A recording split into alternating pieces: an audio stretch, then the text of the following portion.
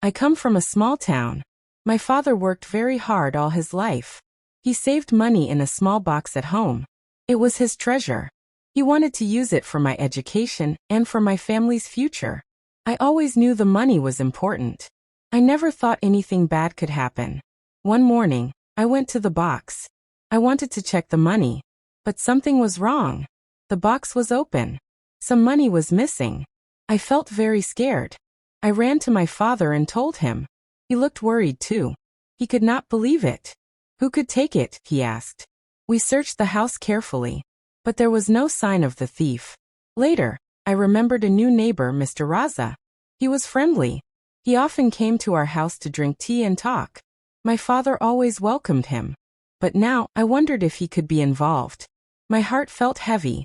I did not want to believe that someone we trusted could steal from us. I talked to my mother. She cried. She said, "We should be careful. Money can make people do bad things." I felt confused and sad. I wanted to trust everyone, but now it was hard. My father said he would call the police. I agreed, but deep inside I knew this was not easy. That evening, I stayed in my room. I thought about the money.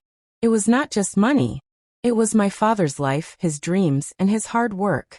I felt guilty because I could not protect it. I thought maybe if I was more careful, the money would still be safe. The next day, the police came. They asked many questions. They checked the house and the surroundings, but they could not find any clue. I started to worry more. I wanted to find the money myself. I wanted to help my father. I promised myself that I would do everything I could to catch the thief. But I did not know that the thief was closer than I thought. Someone we trusted every day, and someone I never expected would betray us. After the police left, life felt strange. We acted normal in front of neighbors, but at home, there was tension. My father looked at every guest carefully. My mother stayed inside more often. I felt scared to talk to anyone outside. I started thinking about Mr. Raza again. He often visited us. He knew about the money. He knew where my father kept it. I remembered he asked questions about our family's finances before. I felt a chill. Could he really take the money? One afternoon, I decided to check the garden. I wanted to see if anyone left something there. I saw footprints near the back door. They looked like Mr. Raza's shoes. My heart beat fast. I wanted to tell my father, but I was not sure. What if I was wrong? That evening, Mr. Raza came again. He smiled and talked about small things. My father offered him tea like always. I watched him carefully. I noticed he seemed nervous. He touched his pocket many times. I could not understand why.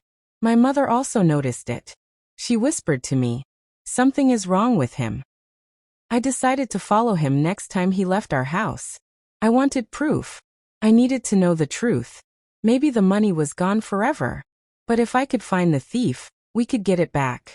The next morning, Mr. Raza left our house early. I quietly went outside and watched him. He walked to a small empty house nearby. I hid behind a wall and looked through the window. My heart sank. I saw a small bag. It was full of money. It was my father's money. I ran home and told my parents. My father could not believe it. We called the police again. This time we had proof. The police came quickly. They took Mr. Raza away. My father thanked me. I felt proud but also very sad. How could someone we trusted betray us? We counted the money. Some of it was gone, but most of it was saved. My father said, "We must always be careful. Not everyone is honest, even if they smile at you every day." I nodded. I understood. Trust is valuable, but we must protect what is ours. After Mr. Raza was arrested, life slowly returned to normal. But the feeling of betrayal stayed with me.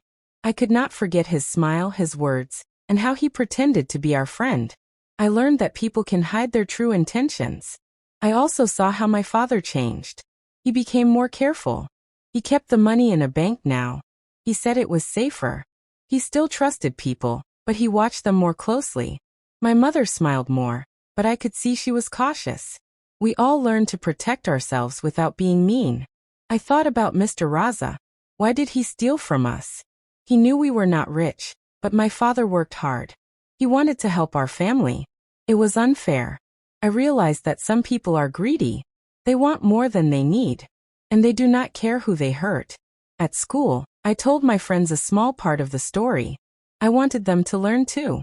Some friends were shocked. Others said they had similar stories. I felt not alone. We all have to be careful in life. We cannot trust blindly. But we should also not become afraid of everyone. One day, I met Mr. Raza in the news. He looked sad, but he did not say sorry. I felt a mix of anger and pity. I remembered my father's words. We must forgive, but never forget. I tried to understand him, but I knew I could never trust him again.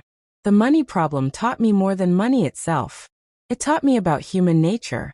It taught me about courage, careful thinking, and honesty. I felt older and wiser.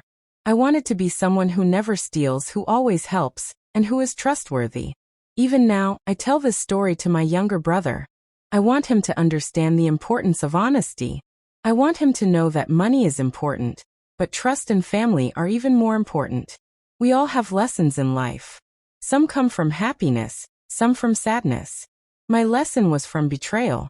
But I am grateful. Grateful that I could find the truth. Grateful that my family is safe.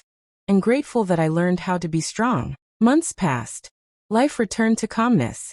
My father's business grew slowly. He saved more money, but this time safely in a bank. He said, "We must work hard and trust wisely." My mother smiled more. She was happy we learned a lesson without losing everything. I also changed. I became more careful and responsible. I checked our things, helped my father, and stayed alert.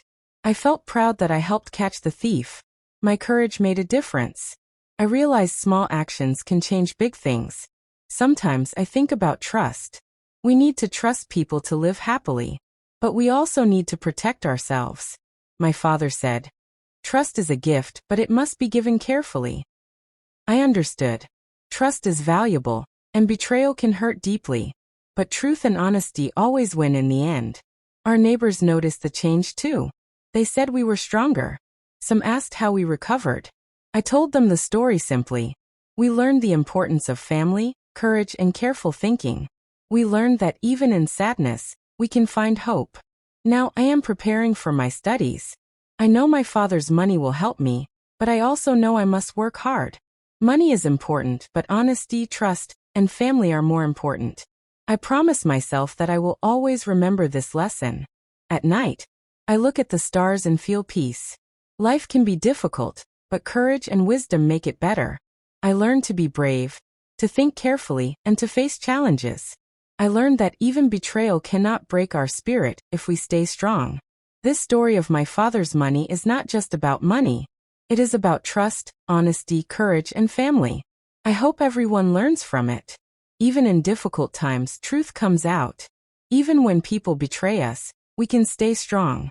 And even when sadness comes, we can find hope. Life goes on and we move forward. My father smiles again, my mother laughs, and I feel happy. I will never forget the day the money disappeared. But I will also never forget the lesson I learned.